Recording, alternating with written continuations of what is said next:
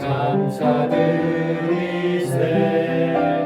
아버지께 영광 돌려 주 예수 찬양하세. 우리 자랑과 교만이 헛된 찬양만 드니 성령님께 만과 영이 다 굴복합니다. 주님께만 노래하네. 주님께만 기도하네. 주님께만 영광 돌리네. 오직 주만 찬양받기 마땅해. 3절과 6절을 함께 읽고요. 나머지는 제가 읽겠습니다. 1절, 그러므로 주의 갇힌 자 된 내가 너희에게 간청하노니 너희는 부르심을 받은 그 소명에 합당하게 걷고 모든 겸손과 온유와 오래 참음으로 사랑 안에서 서로 참아주며. 함께 읽겠습니다. 화평의 띠로 성령의 하나 되게 하심을 힘써 지키라. 제가 읽겠습니다. 참으로 너희의 부르심의 한 소망 안에서 너희가 부르심을 받은 것 같이 한 몸과 한 성령이 있고 한 주, 한 믿음, 한 침례가 있으며. 함께 읽겠습니다. 한 하나님 곧 모든 것의 아버지가 계시니 그분께서는 모든 것 위에 계시고 모든 것을 두루 통하시며 또 너희 모두 안에 계시느니라. 아멘. 화평의 띠로 성령의 하나 되게 하심. 네, 화평의 띠로 성령의 하나 되게 하심이란 제목입니다. 여러분, 우리는 구원받기 전에 어떤 상태에 있었습니까? 에베소서 2장 1절에 보니까요, 그분께서 범법과 죄들 안에서 죽었던 너희를 살리셨으니 했습니다. 우리는 구원받기 전에 죽은 상태였습니다. 범법과 죄들 안에서 죽어있던 우리들이었습니다. 우리의 영이 죽었다는 것입니다. 또한 어떤 상태에 있었습니까? 2장 2절에 이렇게 나와 있습니다. 지나간 때에는 너희가 그것들 안에서 이 세상의 행로를 따라 걸으며 공중의 권세 잡은 통치자 곧 지금 불순종의 자녀들 안에서 활동하는 영을 따라 걸었느니라. 자, 영이 사람이 죽어 있었으므로 하나님과 교제하지 못했었습니다. 순종하지 못했습니다.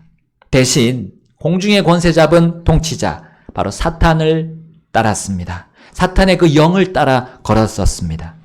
사탄은 최초로 불순종한 존재였습니다. 그래서 구원받지 못한 상태에서는 우리가 계획하고 좋은 일을 하는 것 같지만 그렇게 걸어가는 것이 우리가 걷는 것이 아니라, 우리가 생각한 대로 걷는 것이 아니라 사실은 사탄의 영을 따라 걷고 있었던 거예요. 자, 또 우리는 구원받기 전에 어떠한 상태였습니까?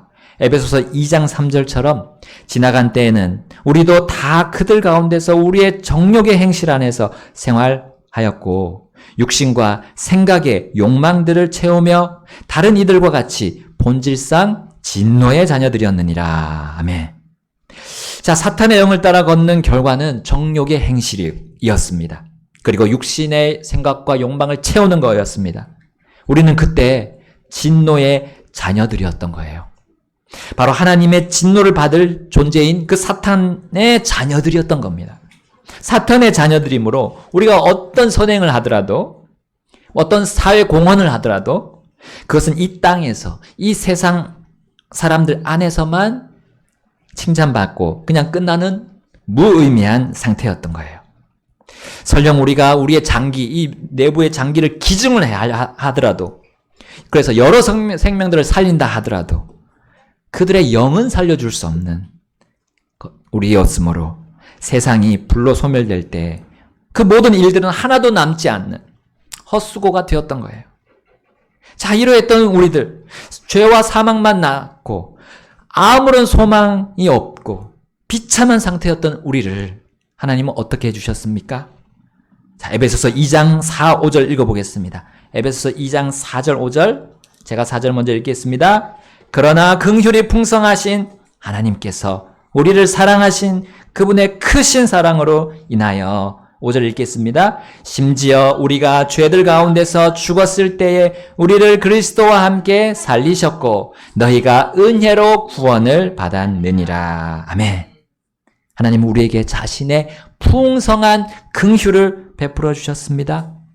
긍휼은 죽어 마땅한 죄인인 우리의 죄값을 치르게 하지 않으시는 걸 말합니다. 하나님 그 자신의 영원한 진노를 우리에게 내리지 않으신다는 그 말이 긍휼 안에 들어있어요. 하나님의 그 긍휼의 동기는 무엇입니까? 바로 독생자 예수님. 그분을 우리의 대신해서 자신의 진노를 받게 하신 그것이 그분의 긍휼의 동기였어요. 여러분, 이 같은 그 하나님의 큰 사랑의 긍휼을 우리에게 베풀어 주셨던 거예요. 그래서 우리는 죽었다가 살아났습니다. 죽었던 영이 살아났어요. 그리스도를 죽게 내어주시고 또한 죽은 자들 가운데서 일으키심으로 그리스도를 믿는 모든 사람들을 하나님은 지금도 살리고 계십니다. 이것이 바로 은혜로 받는 구원입니다. 우리 사람에게 베푸는 은혜, 그 은혜로운 행위로는 우리는 다른 사람의 몸조차도 살릴 수 없어요. 영은 물론이고요. 우리 119 구급대원이나 소방관들 보세요. 그 시민의 생명을 살릴 수 있지만 잠깐뿐입니다. 그들은 영원히 그들을 살릴 수는 없어요. 그러나 하나님은 자신의 은혜로 사람들을 구원하기를 기뻐하십니다. 그리고 우리를 구조하시되 우리의 영과 혼과 육에 대한 모든 그리고 영원한 구조를 하셨어요. 자, 이렇게 죄인에서 의인으로 된 사망에서 생명으로 옮겨진 그리스도인들이 한 장소에 모입니다. 자, 그 외에 에베소서 2장 13절에 이렇게 표현되어 있어요. 2장 13절 읽겠습니다. 시작. 그러나 한때 멀리 떨어져 있던 너희가 이제는 그리스도 예수님 안에서 그리스도의 피로 가까워졌느니라. 아멘. 우리는 한 피 받았어요. 바로 그리스도의 그 하나의 피를 받아서 우리는 가까워졌습니다. 십자가에서 피 흘리신 예수 그리스도께서 우리를 한 몸으로 만들어 주셨어요. 그래서 16절에 또 이렇게 나옵니다. 16절 또 십자가로 그 원수되게 하는 것을 죽이사 그분께서 십자가로 이 둘을 한 몸 안에서 하나님과 화해하게 하려 하심이라. 아멘. 자, 이것이 바로 교회입니다. 그러므로 교회는 어떻게 바르게 움직일 수 있을까요? 어떻게 바르게 하나님을 섬길 수 있을까요? 성경은 이렇게 말하고 있습니다. 또 18절, 우리 함께 2장 18절 읽겠습니다. 시작. 이는 우리 둘이 그분을 통해 한 성령에 의해 아버지께로 나아감을 얻었기 때문이라. 아멘. 한 성령이랬어요. 한 성령에 의해. 한 성령에 의해 우리 교회는 움직여 나갑니다. 그리고 하나님을 바르게 섬길 수 있습니다. 그래서 우리는 한 성령에 의해서 하나가 될 수 있어요. 왜냐하면 하나님이 자신의 피로 하나님과 우리가 화해하도록 이루셨기 때문에, 그리고 서로 다른 우리를 한 몸으로 만드셨기 때문이에요. 우리는 예수 그리스도의 그 영으로, 그 성령님으로 아버지께 나아갈 수 있게 되었습니다. 여러분, 한 성령이 인도하는 대로 교회가 따라가야 우리는 주님을 올바르게 섬길 수 있습니다. 내 육신이 인도하는 것을 내가 내세울 때 성령님께서 그 교회가 바르게 이끌어 가시는 것을 멈추세요. 그리고 슬퍼하십니다. 슬퍼하시는 분이 성령님이세요. 성령님의 불같이 일어나는 그 뜨거운 활동을 내가 꺼버리는 불상사가 일어났던 교회가 바로 고린도 교회였습니다.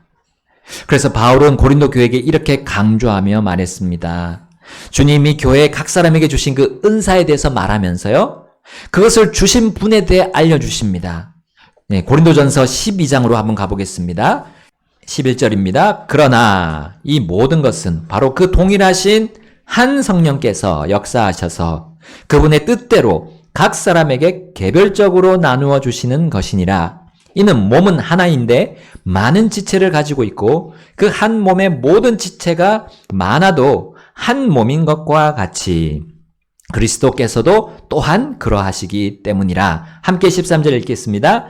이는 우리가 유대인이나 이방인이나 매인자나 자유로운 자나 모두 한 성령에 의해 한 몸 안으로 침례를 받았으며 모두 한 성령 안으로 마시게 되었기 때문이라. 아멘. 아멘. 한 성령 안으로 들어온 고린도 교회 상황은 사실 이렇게 흘러가지 않았던 거예요. 서로가 자신의 생각을 내세웠던 겁니다. 자신의 지식, 경험을 내세운 교회가 고린도 교회였어요. 각자의 견해가 결코 진리가 될 수 없음에도 마치 진리인 것처럼 주장하는 거죠. 그러므로 교회는 한 성령 안에서 움직이지 못하고 정체될 수밖에 없었어요. 마치 우리 차도 찻길에 가보면 차들이 서로 먼저 가려고 했을 때, 이 교차로에서 먼저 가려고 했을 때 어떻게 되겠습니까? 교통체증이 일어나면서 길이 막혀서 아무도 그 어떤 차들도 목적지로 갈 수 없는 상황이 발생하죠. 자, 그러나 서로 양보하면 느리더라도 모두가 자신들의 목적지에 도착할 수 있습니다. 그것처럼 교회는 오직 한 성령님께서 인도하시는 대로 움직여야 함을 주님은 교회에게 말씀하시죠. 교통순경이 착착 이렇게 가라는 대로 갈 때 다 갈 수 있어요. 그러나 그 교통순경이 되시는 성령님의 그 지휘하는 것에 따르지 않으면 못 가는 겁니다. 바울은 고린도 교회의 분열을 해결하기 위해 바로 성령님의 영감을 받아서 이 고린도전서를 기록했습니다. 그래서 교회가 바르게 가기 위해서는 그 지휘하는 분, 바로 성령님, 한 성령님 안에서 그 지휘를 받아야 된다고 가르쳐 주시는 거예요. 바로 특별히 하나님의 사랑에 대해서 강조하면서 고린도전서 13장 그 사랑에 대해서 먼저 베이스를 깔고 성령님께서 그 고린도 교회에게 말씀해 주셨어요. 가르쳐 주셨던 거예요. 성령님은 하나님께서 우리에게 주신 그 구원의 조건 없는 사랑, 그 사랑으로 교회가 하나 되라고 먼저 말씀하십니다.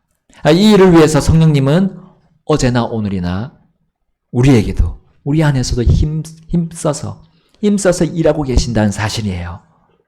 이 사랑을 좀 알아라 하면서 고린도전서 우리 13장 1절에서 3절 말씀만 보겠습니다. 내가 사람들의 언어들과 천사들의 언어들로 말할지라도 사랑이 없으면 소리나는 징과 울리는 꽹가리가 되느니라. 또 내가 예언하는 은사가 있고 모든 신비와 모든 지식을 이해하며 또 내게 모든 믿음이 있어 산을 옮길 수 있을지라도 사랑이 없으면 내가 아무것도 아니니라.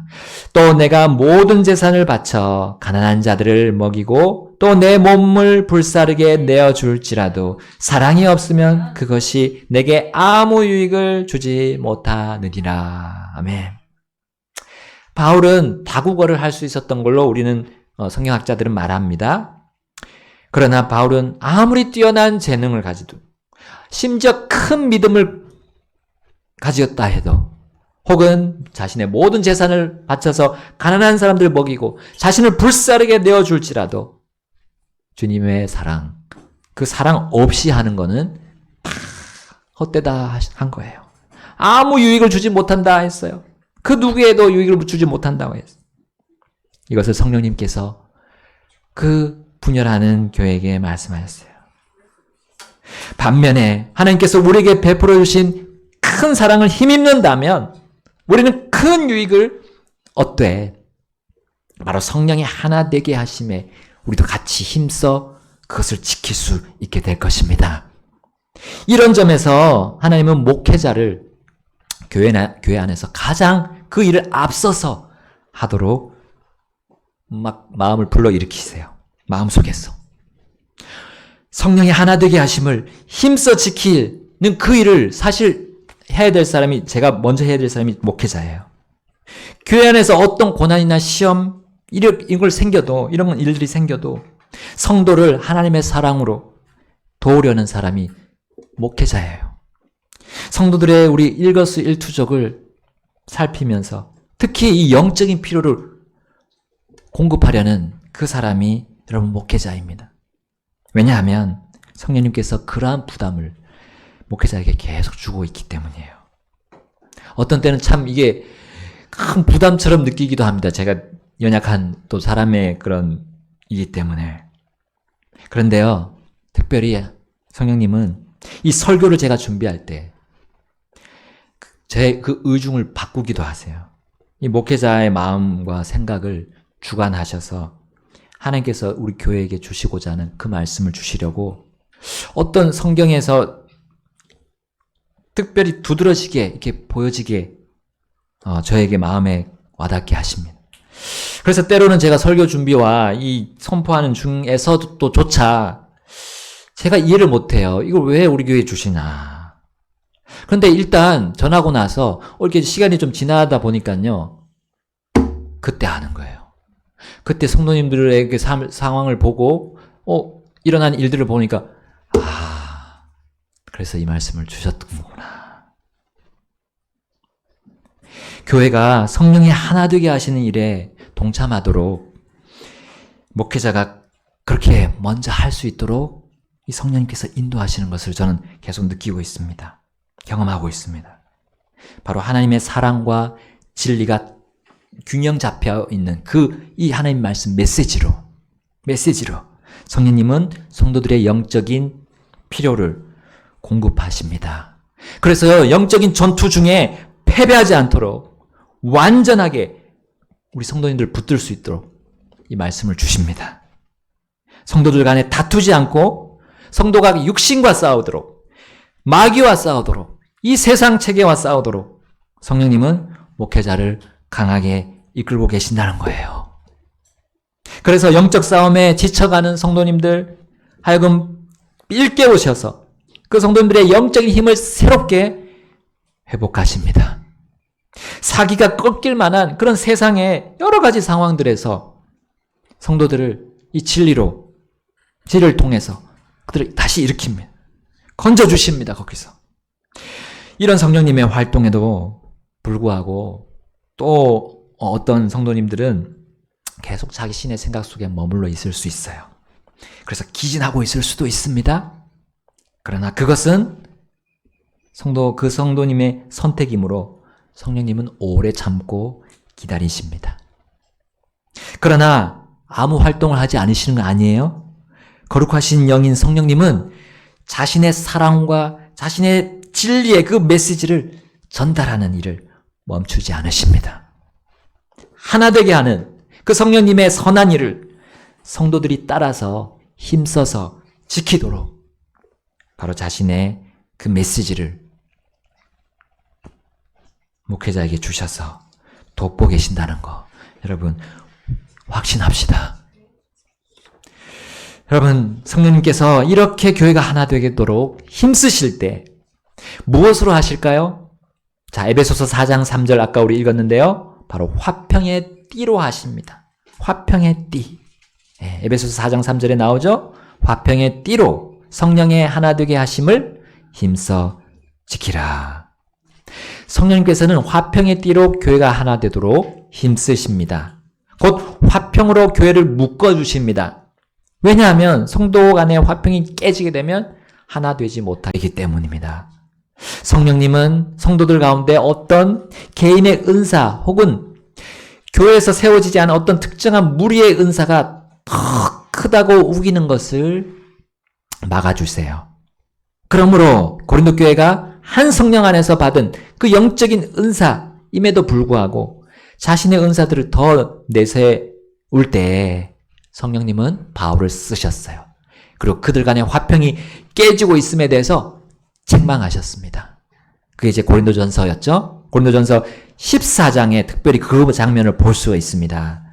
자, 14장에서 우리는 여러 은사를 가진 성도들이 질서 없이 행함으로 인해서 화평이 깨졌음을 볼 수 있습니다. 그래서 성령님은 고린도 교회 안에서 특별히 타국어의 은사를 가진 사람들이 우쭐대지 못하도록 막으셨어요. 예언의 은사를 받은 자가 혼자서만 말하지 못하도록 막으셨어요. 나아가서 여자들이 교회 앞으로 나와서 말하고 이렇게 말할 때 정말 몰라서 알고자 하는 그런 질문, 그런 말이 아니라 어떤 따지고자 하는 그런 말에 대해서 하나님께서는, 그 성령께서는 막으셨어요. 이들은 그렇게 자신들에게만 어떤 하나님의 말씀이 주어졌다고 이해하면서 우쭐대기 때문에 바울을 통해서 성령님이 그들의 질서 없이 행하는 것을 막으셨어요. 바울은 은사를 남용한 자들을 향해서 화평을 가지고 질서를 정해주면서 이렇게 성령님 안에서 당부했던 겁니다. 그래서 고린도전서 14장 33절에 이렇게 말씀합니다. 우리 고린도전서 14장 33절 함께 읽어볼까요? 이는 성도들의 모든 교회에서와 같이 하나님께서는 혼란의 창시자가 아니요 화평의 창시자이시기 때문이라. 아멘. 자, 그러므로 성령님은 진리를 기뻐하는 하나님의 사랑으로 성도들이 화평의 띠로 하나 되는 법을 가르쳐 주셨어요. 여러분, 하나님의 무조건적인 사랑을 받은 우리들입니다. 그 사랑을 어디에 쓰라고 주신 겁니까? 바로 성도가 받은 그 은사를 마음대로 쓰라고 그 사랑을 주시지 않으셨어요. 하나님의 무조건의 사랑, 그는 희생입니다. 다른 사람을 위해서 희생한 사랑 아닙니까? 우리 오전에 들었습니다. 다른 사람을 위해서 희생하는 사랑. 그렇다면 그 안에는 질서가 내포되어 있어요. 체계가 있어요. 교회 안에서 질서를 세우는 일, 굉장히 중요한 성령님의 활동임을 여러분, 우리 지체들이라면 잘 이해해야 합니다. 그리고 이 일을 위해서 하나님께서는 목회자를 사용하신다는 것도 주의 깊게 우리 마음에 깊이 새겨야 하십니다. 성도들 간에 괜한 소모전, 그리고 분란이 일어나지 않도록 성령님은 다른 것이 아닌 이 진리의 말씀으로 질서를 세워 가십니다. 자, 물론 목회자가 얼토당토 않는 지극히 개인적인 견해로 질서를 세우게 하지 않으십니다. 성령님은 늘 성경에서 벗어나지 않으십니다. 그리고 자신이 오래 참으시는 것처럼 목회자도 오래 참으라고 계속 감동하세요. 그리고 기도하라고 계속 목회자를 붙잡습니다. 그래서 성도들을 잘 살펴서 최대한 살피고 그리고 질서를 세우게 하십니다. 바울 역시도 이 고린도 교회의 화평이 깨지고 분열하며 다툼으로 인해 질서가 무너지는 그런 사정을 전해 듣고 근심과 걱정 속에서 기도했던 겁니다. 그 근심과 걱정은 성령님이 하신 근심과 걱정이었어요. 성령님께서 고린도 교회를 향한 그 사랑으로 슬퍼하시는 그것에 바울이 동참했던 겁니다. 그래서 성령님은 바울을 사용하셔서 고린도 교회에게 질서를 세우셨어요. 타 언어를 말할 때 통역자가 있어야 하고 또 순서도 지켜라 라고 질서를 세우게 하셨습니다. 예언자들도 마찬가지로 혼자만 예언하지 말고 한 사람씩 예언하도록 질서를 세우게 하셨어요. 또한 여자들은 배우려면 집에 가서 남편에게 물으라 라는 질서를 세우게 하셨습니다. 특별히 이런 점은 우리 남편에게도 자극을 주시는 거예요. 남편이 하나님의 말씀에 대해서 잘 알고 있어야 된다는 거죠. 어떤 질문이 와도, 어떤 따지는 질문이 와도 잘 대답해 주기 위해서 지혜와 명철을 달라고 우리 남편들은 끊임없이 기도하고 주님께 간구를 하게 되어 있을 것입니다. 남편이 영적으로 깨어나도록 성령님은 부부간에 이러한 질서를 주셨습니다. 또 교회에 이런 질서를 세우셨습니다. 자, 그러면 그 가정은 영적인 분위기가 꺼지지 않을 거예요. 성령님이 활동하시는 그러한 교회 안의 가정이 될 것입니다. 하나님과 그분의 말씀만을 향하는 그런 하나님을 신뢰하는 분위기가 가정 안에서부터 형성이 될 거예요. 자, 이 얼마나 지혜로운 성령님의 인도하심입니까? 교회가 하나 되게 하는 일이십니까? 바울은 성령님의 인도를 통해 고린도 교회에게 이렇게 권면했습니다. 14장 40절 말씀 함께 읽겠습니다. 14장 40절 시작. 모든 것이 품이 있고 질서 있게 행해지도록 하라. 아멘. 우리 교회 안에서 일어나는 모든 일들이 품위가 있어야 됩니다. 질서가 있어야 된다는 거죠. 품위는 성도 간에 서로의 그런 은사와 재능을 높여주어야 돼요.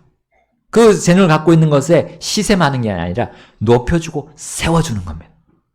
다른 성도가 이 지체로서 이제 나의 약한 부분을 채워줄 수 있는 그 재능을 가지고 있는 거예요.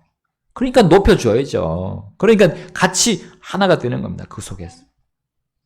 그래서 자연스레 그렇게 되면 자연스레 말과 행동이 조심하게 될 겁니다. 다른 사람에게 예의를 지키게 될 거예요.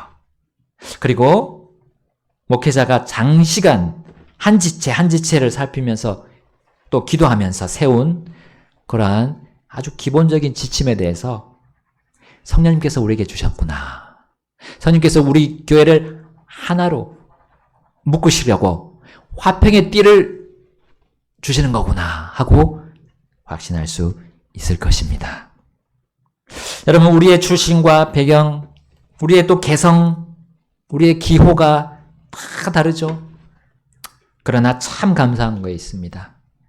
우리가 주로 모신 분은 한 분, 주 예수 그리스도이십니다. 또한 우리의 각자 안에서 활동하시는 그 한 분이 성령님이십니다. 이 사실이 얼마나 감사한지요. 우리를 하나로 묶어주시는 한 분이 계신다는 거. 자, 우리 2024년에 강릉 믿음 침례교회는 화평의 띠로 성령이 하나 되게 하심을 힘써 지켜나갈 것입니다. 왜요? 성령님께서, 한 성령님께서 그렇게 일하시기 때문입니다. 아멘. 다시 우리 기도하시고 결단하시고요. 우리 기도하면서 마치겠습니다.